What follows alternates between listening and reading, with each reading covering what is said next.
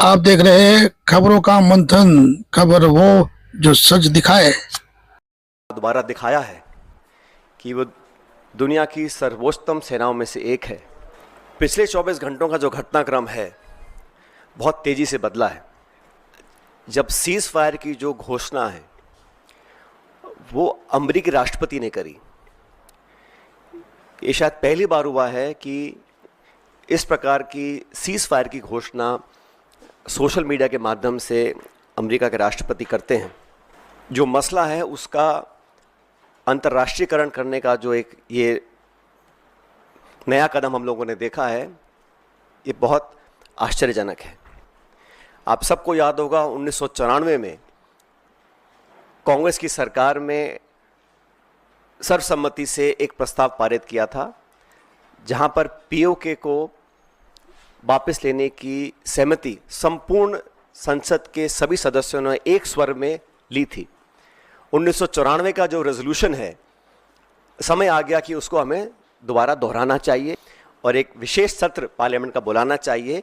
काफ़ी चीज़ें उसमें डिस्कस होनी भी चाहिए और देश एकजुट है आतंकवाद के खिलाफ और पाकिस्तान के दुस्साहस के खिलाफ, ये संदेश पूरी दुनिया में जाना चाहिए। ये जो मीडिएशन है इसको क्या भारत सरकार ने एक्सेप्ट किया है? डिप्लोमेसी का अपना एक रोल है दुनिया के हर कोने में, लेकिन इस प्रकार वॉशिंगटन से सीज फायर की अगर घोषणा होती है तो कई सवाल खड़े करता है। निरंतर वायलेशंस हुए हैं सीज फायर के और पूरे देश को कॉन्फिडेंस में लेकर सभी दलों को, क्योंकि सभी दलों ने अपनी विचारधारा को परे रखते हुए समय पर भारत सरकार को संपूर्ण समर्थन दिया था और जो ऑल पार्टी मीटिंग्स बुलाई गई उसमें प्रधानमंत्री जी नहीं आ पाए थे। आपको याद होगा जब पार्लियामेंट पर आक्रमण हुआ था, वाजपेयी जी प्रधानमंत्री थे, सोनिया गांधी जी नेता प्रतिपक्ष थी। सदन के पटन पर उन्होंने खड़े होकर कहा था कि भारत, पूरा देश और पूरा विपक्ष सरकार के साथ है, जो भी उचित कदम उठाना है उसको उठाएं और निसंकोच उठाएं, हम आपके साथ रहेंगे। और देश के सामने स्पष्ट तरीके से कहा जाए कि no third party involvement will be accepted.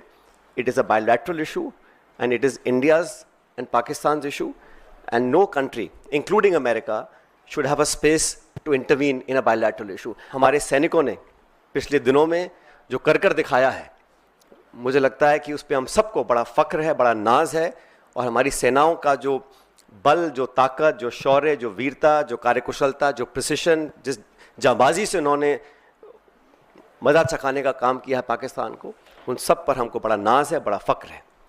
बहुत बहुत अभिनंदन एवं धन्यवाद। यह प्रेस कॉन्फ्रेंस आज एक गर्व से भर देने वाला क्षण है। मैं केवल एक भारतीय जनता पार्टी के प्रवक्ता के नाते नहीं, केवल भारतीय जनता पार्टी के एक सांसद या कार्यकर्ता के नाते नहीं, एक भारतीय के नाते, एक इंडियन के नाते आज ये प्रेस कॉन्फ्रेंस कर रहा हूं, क्योंकि जिस प्रकार का टेरर डेमोलिशन, जिस प्रकार आतंकवाद का खात्मा बीते कुछ दिनों में हमने भारतवर्ष में देखा है, भारतवर्ष ने जिस प्रकार से पाकिस्तान में आतंकी अड्डों को ऑपरेशन सिंदूर के माध्यम से समाप्त किया है, वह अपने आप में पूरे विश्व में एक संदेश भेजता है, एक निर्णायक संदेश। आतंकवाद के खिलाफ लड़ाई के विरोध, आतंकवाद के खिलाफ एक निर्णायक संदेश। इसलिए आज का ये प्रेस कॉन्फ्रेंस, इसको संबोधित करते हुए मुझे गर्व की अनुभूति हो रही है। अदम्य साहस का परिचय दिया है भारत की सेना ने, अदम्य साहस।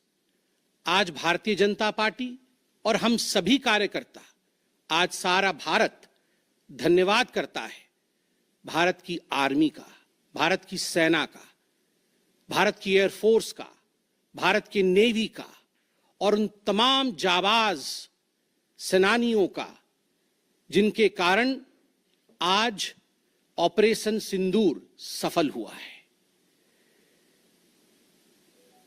अगर सही मायने में देखा जाए तो ऑपरेशन सिंदूर और उसके विषय में पूरा हिंदुस्तान आज जानता है, क्योंकि कई प्रेस कॉन्फ्रेंसेस हुए, कल भी तीनों डीजीएमओ ने मिलकर के देश को संबोधित किया और तमाम तथ्य जो देश जानना चाहता था उसे उन्होंने हमारे समक्ष रखा।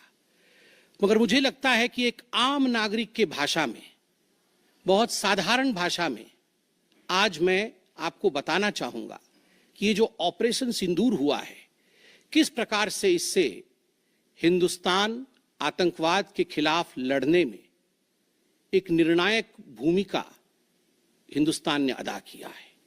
जब पहलगाम में 26 लोगों का नृशंस हत्या कर दिया गया था आतंकवादियों द्वारा, वह आतंकवादी जो पाकिस्तान से आए थे, वह आतंकवादी जो पाकिस्तान द्वारा प्रशिक्षित किए गए थे, आतंकवादियों द्वारा प्रशिक्षित किए गए थे, उनमें 25 भारतीय थे और एक नेपाली नागरिक था। प्रधानमंत्री श्री नरेंद्र